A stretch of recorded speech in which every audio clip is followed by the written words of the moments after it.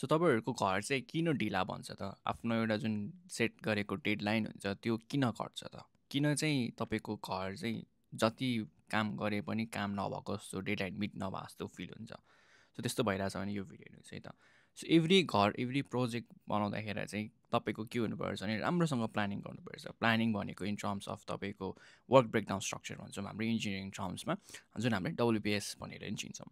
So work breakdown structure भन्नाले चाहिँ कस्तो हो त? वर्क ब्रेकडाउन स्ट्रक्चर भनेको चाहिँ तपाईँको यो प्रोजेक्टलाई चाहिँ हाम्रो एभ्री टाइम कसरी चाहिँ कुन दिन चाहिँ के काम हुन्छ, कसरी काम हुन्छ, अनि त्यो काम भएको छ कि छैन, फुलफिल भएको छ कि छैन, माइलस्टोन्सहरू मिट भएको छ कि छैन भन्ने कुरा चाहिँ एभ्री टाइमको रिपोर्टिङ र तपाईँको क्रस चेक गर्नुपर्छ। सो यो चेक गर्ने मान्छे र प्लानिङ गर्ने मान्छे भएन भने, अकाउन्टेबिलिटी भएन भने चाहिँ तपाईँको प्रोजेक्ट चाहिँ ढिला हुन्छ र जति काम गरे पनि नसकेको जस्तो फिल हुन्छ है। सो तपाईँहरूले चाहिँ वाइजली सोच्नु होला, आफ्नो घरमा आउँदै हुनुहुन्छ भने, टाइममा सकाउनु छ भने वर्क ब्रेकडाउन स्ट्रक्चर बनाउने र इम्प्लिमेन्ट गर्ने र अकाउन्टेबल हुने मान्छेहरूलाई नै काम दिनु होला, जसले गर्दा तपाईँको प्रोजेक्ट ढिला हुँदैन है। Happy building.